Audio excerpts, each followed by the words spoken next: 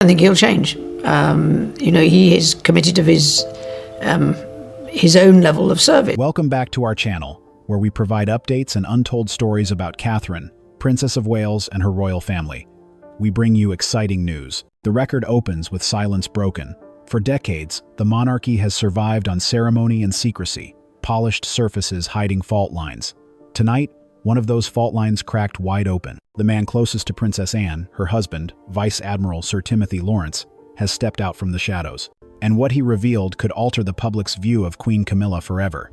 Enter it into the record, a revelation, a fracture, a confession, born not of rumor, but of direct witness. The palace has long thrived on rivalries disguised as civility. Behind the curtain, Anne and Camilla were never allies. At best, they were polite adversaries. At worst, they were mirrors reflecting everything the other despised. Anne, disciplined, duty-bound, iron-willed. Camilla, pragmatic, calculating, adaptable to power's shifting tides.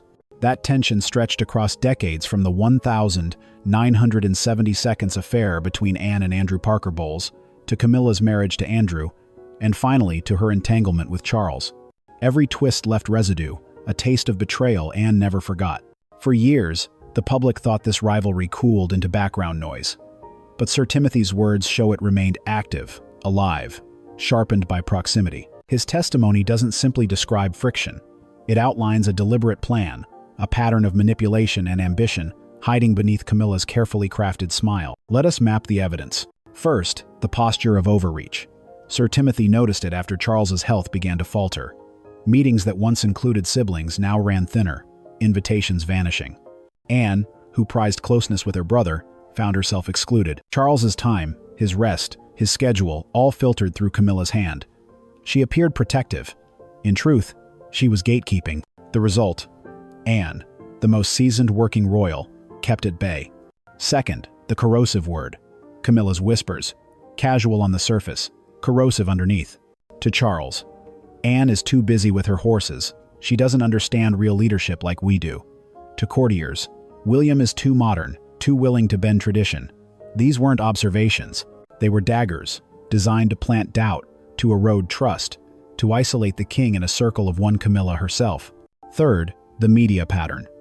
Timothy, a man of discipline who rarely spoke of palace intrigue, began to see glowing headlines praising Camilla's steadfast leadership appear with remarkable timing. They spoke of her as the glue holding the monarchy together. Yet these same articles minimized Anne's decades of service and ignored William and Catherine's rising responsibilities. To Timothy, this was no accident. It was narrative management, a public image built to overshadow rivals inside the family. One man can ignore a few irritations, but when irritation calcifies into pattern, even the disciplined must acknowledge the storm. Timothy served at sea for decades. He knows the signs of a brewing squall. And by 2025, he could no longer pretend that Camilla's climb was incidental. He recognized method, calculation, design. The final spark came at Royal Ascot, a festive day for the nation, a performance of horses and hats. But behind the polished image, Charles sat pale, weakened by chemotherapy. His body reduced, though his crown remained. Timothy, standing near, overheard what he later described as a whisper, colder than any winter he had endured at sea. This throne must remain in my hands forever, no matter what happens to Charles. Enter it into the record, those words. Not speculation, not gossip, but testimony from a man who heard them himself. The chill was immediate. In that moment, Timothy no longer saw Camilla as a difficult in-law. He saw her as a direct threat not only to Anne, not only to family unity, but to the crown itself. A threat wrapped in titles and silk, cloaked in the legitimacy of marriage, but driven by ambition sharpened through decades. From that point forward, the narrative shifted. The whispers Anne had dismissed as irritations now became evidence. The exclusions she endured now appeared deliberate. The media glow surrounding Camilla now looked like coordinated reinforcement. And the frailty of the king, his pale face, his thin frame, now carried a new shadow. The revelation was not about one sentence. It was about years of positioning, crystallized in a moment. Timothy recognized it for what it was: a plan to hold power through weakness, to transform illness into opportunity. He would later call it a double-edged sword, one edge keeping Charles alive for the cameras, the other keeping him too weak to rule with authority. For now, the world only knows the opening act, that Sir Timothy Lawrence, loyal husband to Princess Anne, has spoken aloud what others only whispered. He has framed Camilla not as companion, but as conspirator, not as queen consort, but as architect of a plan too dark to ignore. This is not rumor. This is not idle chatter from tabloids. This is testimony from the man closest to the Princess Royal. And if his words hold, the monarchy faces not just another scandal, but a test of survival. Enter it into the record, the beginning of a downfall, cloaked as devotion. The curtain lifts further. If part 1 was the whisper, part 2 is the record of how far that whisper spread. Sir Timothy's account was not just about words spoken at Royal Ascot. It was about a structure of power, quietly built around King Charles, designed not to protect him but to weaken him. Enter it into the record, the health dossier. Charles's reign began already under a shadow. Barely 3 years after the coronation, his body faltered. Chemotherapy drained him, leaving a pale figure behind the crown's weight. To the public, this was the natural toll of illness. To family, it was a man struggling but fighting. Yet to Camilla, according to Timothy's discovery, it was an opening. The testimony describes pressure applied not on ministers or courtiers, but on the most vulnerable point of all, the king's physician. Sir Timothy later told confidants he was chilled by what he uncovered. Camilla's instruction was blunt, calculated: reduce the dosage, not enough to end him, just enough to keep him weak. A living king for the cameras, a frail man behind the doors. The phrase attributed to her was as cold as it was clear: keep him alive for the cameras, weak for me. Doctors live by oaths, not decrees. Yet when cornered with threats ruin your career, your family, even oaths bend. The evidence suggested a compromise. Treatment continued, but never with full force. The king remained visibly alive, yet perpetually diminished. For Camilla, this meant control. For Anne, it meant betrayal of the highest order. But health was only one half of the blade. The second half cut deeper into legacy, into finances, into identity. The documents surfaced as routine paperwork: power of attorney, trust adjustments, charitable fund oversight, legal instruments that in other contexts would mean nothing more than precaution. But hidden within were transfers not to William, not to Anne, but to Camilla's hand. Anne's funds were more than balance sheets. They were decades of loyalty, codified in hospitals, equestrian programs, community grants. They carried her independence, her service, her link to Elizabeth's careful architecture. To strip them was to erase her work, to reduce her to figurehead. For Anne, who spent a lifetime in duty without fanfare, this was insult layered on theft. Sir Timothy pieced it together slowly. Meetings cancelled. Documents rushed for signature. The king's weakened frame positioned to hold a pen, while Camilla stood near. Anne's frustration rising as her programs quietly starved of funding. The lines connected. This was not random. It was deliberate. Still, whispers are not proof. Proof came from a servant whose name was never meant to matter: Edward Thompson. Low-ranking, invisible in halls, polished for cameras. He carried trays, opened doors, collected whispers. And one night, he recorded. Hidden in his jacket, his phone captured words sharp as knives. Camilla threatening the king's physician. The voice unmistakable, the demand undeniable. When Timothy received that file, he later described it as a cold punch to the heart. It ended speculation. It ended doubt. The narrative transformed from suspicion into evidence. For the first time, the conspiracy had receipts. Enter it into the record, Exhibit A, the recording of a queen consort commanding weakness. For the monarchy, this was a fracture line straight into its foundation, because this was not the language of private quarrels or petty jealousy. This was strategic manipulation of a sovereign's health and signature. If true, it crossed into territory darker than any scandal since abdication. Charles himself, upon hearing the evidence, was reportedly shattered. Not one blow, but waves of realization. He had defended Camilla for decades, against family, church, nation. He had insisted on her legitimacy, demanded her acceptance, staked his reputation on her presence. Now he faced the reality that the woman at his side had not only betrayed him, but weaponized his illness to consolidate power. The recollections describe him pale, silent, revisiting memories with bitterness. His late mother's warnings, once dismissed as generational conservatism, now burned like prophecy. Elizabeth had tolerated but never embraced Camilla. Perhaps she saw what he refused to. Perhaps she knew. In that moment, Charles confronted not just betrayal, but blindness. His reign's credibility rested on loyalty. He insisted the world accept, and now that loyalty appeared poisoned. Anne's reaction was different. Not shock she had suspected long before, but fury sharpened by confirmation. The theft of funds, the erosion of trust, the manipulation of her brother's frailty. For Anne, it was the violation of both duty and blood. She vowed, insiders said, to restore what her mother had built and what Camilla had tried to erase. The weight shifted then, from private grievance to institutional crisis, from suspicion to proof, from whispers to record. The monarchy has weathered scandals before, affairs, divorces, abdications. But this was different. This was not personal embarrassment. It was systemic threat, a consort turned conspirator, a sovereign reduced by design, a family legacy targeted through documents. Enter it into the record, the double-edged sword revealed. On one side, the king alive, yet weak. On the other, the family's independence hollowed into Camilla's hands. And at the center, proof recorded by a servant brave enough to risk everything. The stage was set, the evidence undeniable. What remained was judgment.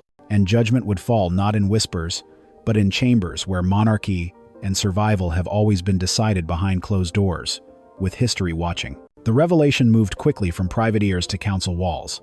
Once Sir Timothy and Edward Thompson's recording entered circulation, the monarchy faced a choice: suppress or confront.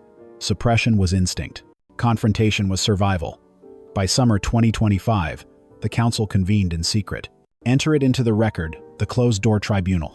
The room contained only those who could not be excluded: Prince William, Princess Anne, senior advisors, the Lord Chamberlain, legal counsel bound by oath. The king himself sat silent, his frame frail, his expression heavy. He was both sovereign and victim, both witness and evidence. The file played. Camilla's voice filled the chamber, clipped, commanding, "Keep him alive for the cameras. Weak for me." Gasps broke formality. Silence followed. No one spoke until William demanded the file replayed, his hands clenched white against the table. When the words ended a second time, his fury erupted. "This is not a consort. This is treason in all but name," he said. His voice shook not from uncertainty but from rage sharpened into resolve. To William, this was no longer palace intrigue. This was slow-motion assassination, disguised as devotion. His father reduced, his inheritance endangered, his family name poisoned. Anne's reaction was quieter but no less forceful. She did not rise, did not shout. She spoke with iron. "Our mother secured these funds. They were not for Camilla. They were not for indulgence. They were for the people. To steal them is not ambition. It is desecration."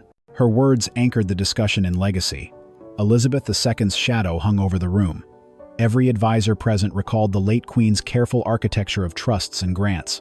To see them targeted confirmed what Anne always feared, that Camilla's reach was not limited to titles but extended into the lifeblood of duty itself. Legal counsel warned of precedent. If this surfaces publicly, it may be read not as conspiracy but as failure of oversight. It risks delegitimizing the crown entirely. The Lord Chamberlain added the operational risk. The monarchy cannot afford another abdication crisis. If the consort is painted criminal, the sovereign's judgment collapses alongside her. The debate stretched for hours. Suppress, expose, punish, protect. The stakes were not only moral but existential. One misstep could invite Republican calls, parliamentary inquiries, even constitutional rupture. Yet as the hours passed, one truth hardened. To ignore the evidence was to surrender the crown's integrity. To acknowledge it publicly was to risk collapse. The council walked a narrow ridge, cliffs on both sides. William pressed for accountability. His language was surgical. Strip duties, revoke financial control, restrict access. She remains by name if necessary, but not by power. We cannot allow her hands on the levers again. Anne reinforced with history. She reminded the room of Camilla's decades-long entanglement with Andrew Parker Bowles, with Charles, with the scandal that consumed Diana. She climbed through every fracture. And now she has tried to fracture us again. If we do not stop her, she will succeed. Charles finally spoke, voice low, words halting. "I defended her, against mother, against church, against nation, and now, this." His silence afterward was more devastating than his words. A king broken, realizing that his greatest act of loyalty had become his greatest vulnerability. The council's decision coalesced slowly but firmly. Camilla would be reduced to a ceremonial shadow, executive powers revoked, financial control stripped, titles preserved for form, but hollowed of substance. The monarchy would protect its surface while amputating the threat beneath. Enter it into the record the resolution. All charitable funds targeted by Camilla, restored to Anne, under joint oversight with William. 2. Camilla confined to ceremonial presence only. No participation in state or succession matters. 3. The scandal sealed, never to reach public record, in order to preserve stability. The final decree carried unanimity. Even the most cautious advisors admitted that silence without sanction was impossible. Action was survival. For Sir Timothy, the decision marked both vindication and new burden. His testimony, once dismissed as suspicion, now shaped the monarchy's course. But he understood what secrecy meant. His evidence would not become headlines. It would remain locked within palace walls, his role unacknowledged. Duty without recognition, service without glory fitting for a naval officer turned royal consort. The room dispersed heavy with consequence. William left with fury, cooled into purpose. Anne left with sorrow, hardened into resolve. Charles left diminished, burdened by betrayal and doubt. And Camilla, not yet informed, remained in her rooms, unaware that her empire had already been dismantled behind closed doors. Enter it into the record the paradox of monarchy. Victory measured not by justice displayed, but by scandal suppressed. A crown preserved through silence. A family preserved through fracture. The stage was now set for confrontation. For sooner or later, Camilla would learn the truth. And when she did, the palace would feel the storm of a queen consort stripped of power but not of rage.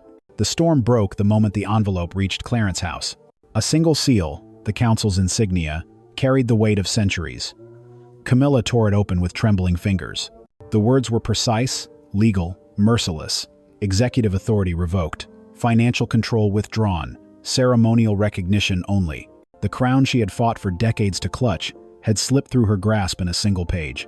Witnesses recalled her face blanching, drained of color as she gripped the paper so tightly it split. For a moment she sat motionless, staring at the torn edges. Then the fury erupted. Her voice rang through the corridors, sharp as glass, accusing shadows, blaming enemies, pacing like a caged animal. She shouted of betrayal, of plots by Anne and William, of cowardice from Charles himself. The palace staff kept their distance. Doors locked quietly as her rage echoed down the hall. Enter it into the record, her reaction was not grief, not sorrow, not even denial. It was defiance. She refused to believe decades of scheming had ended in silence. Instead, she plotted. She summoned a trusted aide and whispered orders so venomous they froze those who overheard. Remove Sir Timothy Lawrence. Eliminate the man who had pierced her web. But the plan was clumsy. The attempt intercepted before it could take shape. Palace security traced the whispers, uncovered the outlines of conspiracy. It never reached Timothy's skin, but the mere suggestion of violence confirmed what William already declared. Camilla was not simply ambitious, she was dangerous. The council reconvened, and the failure of her plot only reinforced the severity of her punishment. She was queen consort by name, outlaw by deed. The fallout was swift. Aides who once hovered near her desk withdrew. Invitations shrank. Courtiers who once bowed with reverence now passed quickly, eyes averted. The palace that had been her theater became her prison. Each hallway whispered against her. Each closed door reminded her of what she had lost. Anne, true to form, did not gloat. She offered no victory speech, no outward sign of triumph. But her presence carried weight. Every appearance of the Princess Royal reminded staff of loyalty, duty, and continuity qualities Camilla could not counterfeit. For decades, Anne had worked quietly, stoically. Now that discipline bore fruit. Without lifting her voice, she eclipsed Camilla entirely. William, meanwhile, took command of the family's public face. His speeches grew sharper, his presence firmer. Where Camilla once inserted herself, William now stood unchallenged. His wife, Catherine, became the trusted advisor, the mother figure the public looked toward. The shift was visible even before cameras. Camilla had vanished into background while Catherine and William embodied the monarchy's heart. And what of Charles? The king, already weakened by illness, bore the revelation like an anchor around his neck. His face in public looked older than his years. In private, his words grew scarce. Some said he was relieved to see Camilla stripped of influence. Others whispered he was haunted by shame. For decades he defended her. Now, her downfall mirrored his blindness. Each day beside her reminded him of misjudgment. Yet each day without her felt like an admission of failure. The cruel irony was that Camilla was not banished. Exile might have offered a cleaner end. Instead, her punishment was subtler and heavier. To remain queen consort in name, to sit in ceremonies stripped of substance, to watch others hold the reins she once seized. Not a queen, but a ghost in pearls. Enter it into the record, the unraveling of a consort. June 2025. Powers revoked, funds restored to Anne. July 2025. Plot against Timothy intercepted, secrecy tightened. August 2025. First ceremonial event attended under reduced role. She stood, smiled, waved. but behind her eyes witnesses saw only emptiness. September 2025.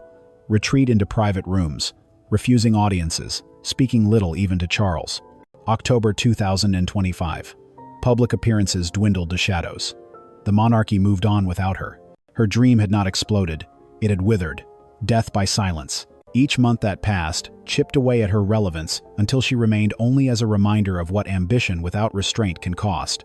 The corridors that once carried her laughter and commands now carried only echoes.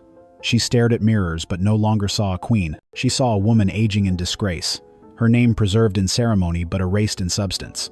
That was the cruelest sentence. Not destruction, but survival without power. And yet, the question lingered, was this enough? For Anne, stripping Camilla of authority restored dignity to the crown.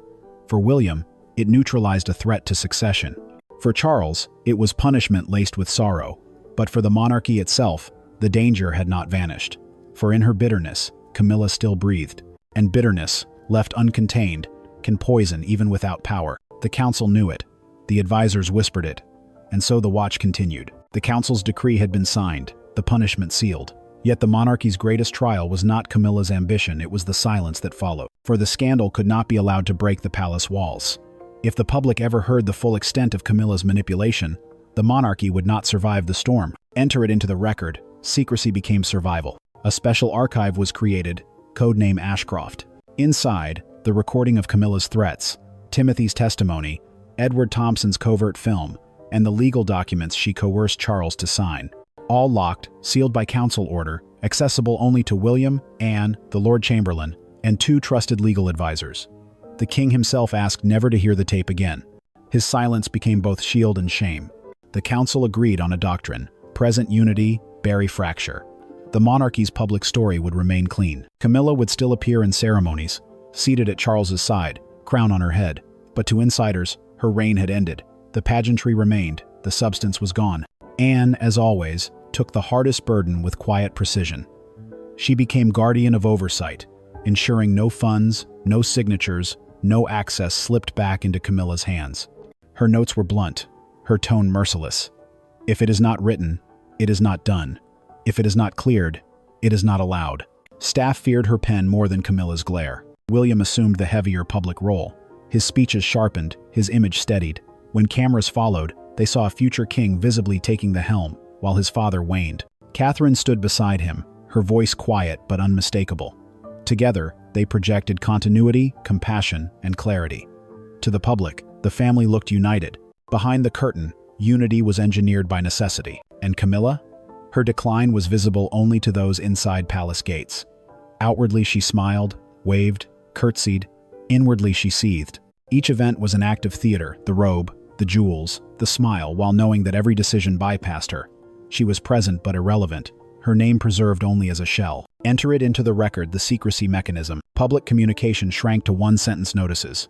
No Q&A, no embellishment. Annual financial ledgers published, showing Anne and William in oversight roles. Camilla's name absent. Ceremonial schedules rotated to minimize her exposure, avoiding solo appearances that might fuel speculation. Press inquiries deflected with the same phrase: Her Majesty continues her program of public service. The goal was consistency. No cracks, no fuel for tabloids. If the machine of monarchy looked steady, the public would not dig. But silence carried its own risks. A monarchy that suppresses too much feeds suspicion. The council understood this. That is why Anne insisted on measurable service as shield. Hospitals funded, charities visited, grants awarded. Catherine's early years initiatives expanded. William's climate programs gained traction. Each act created receipts.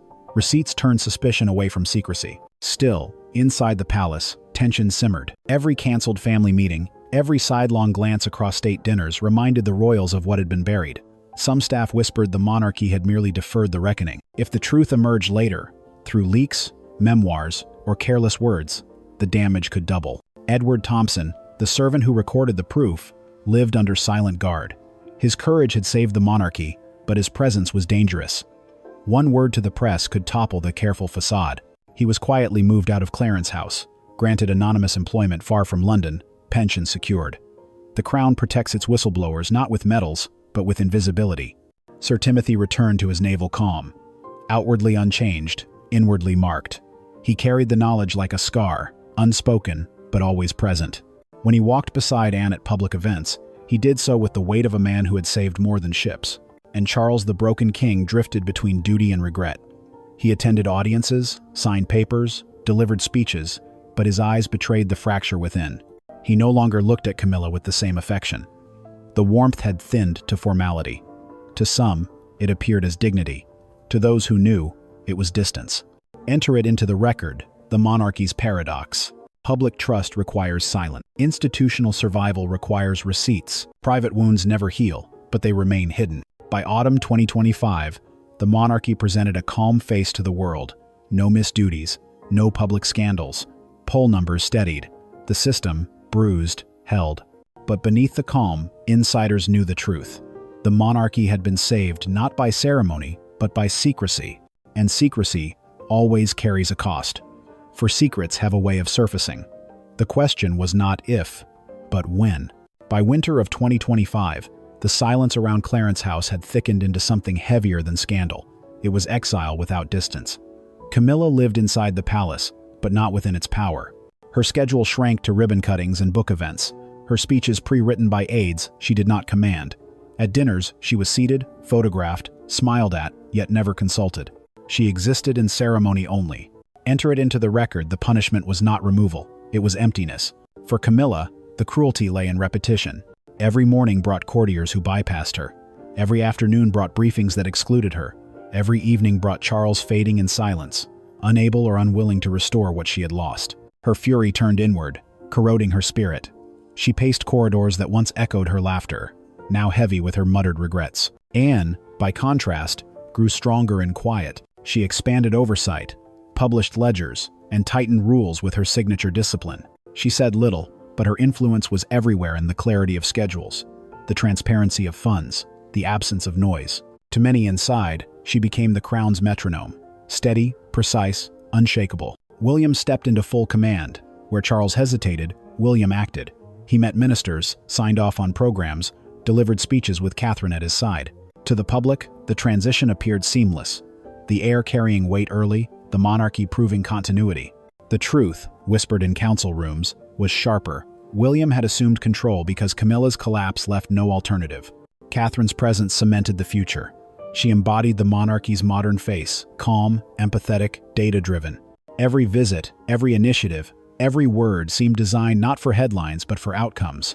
The contrast with Camilla's hollow presence was stark. While Camilla withered in shadows, Catherine emerged as the soft yet undeniable core of the institution. Charles lingered between dignity and defeat. He appeared on balconies, waved from carriages, read speeches written by others. Yet those closest saw the fracture, his trust broken, his legacy tainted by the partner he defended too long. In private, his gaze often drifted to portraits of his mother, to papers unsigned, to the silence at his side. Enter it into the record, the monarchy's survival was bought at three costs. A king, hollowed by betrayal. A consort imprisoned by irrelevance. A family bound together by secrecy instead of reconciliation. The public never knew. Polls rose with William's visibility. Catherine's initiatives earned headlines. Anne's discipline kept the machine humming. Camilla smiled on balconies, and the crowd cheered without suspecting. The deception was perfect, but the wound remained. And yet, history often records outcomes, not processes. The outcome was simple. The monarchy endured. Where scandal could have destroyed it, secrecy preserved it. Where betrayal could have fractured it, discipline contained it. Where ambition could have toppled it, receipts rebuilt it. Camilla's legacy ended not in triumph or martyrdom, but in silence. She had power. She lost it. She remained alive to watch others wield it. A crown without authority, a queen without a kingdom. Anne's doctrine became scripture. William's command became routine. Catherine's influence became the monarchy's new heart. And Charles, frail, dignified, diminished, became a living reminder of how love can blind and how power can corrupt. Enter it into the record, the monarchy did not collapse. It recalibrated. But its survival came not through confession, not through justice, but through silence. And silence is a cost that compounds. For one day, when archives open and whispers become history, the truth of Camilla's ambition will return. And when it does, the question will not be whether she was punished enough, but whether the crown's survival was worth the silence that betrayed it.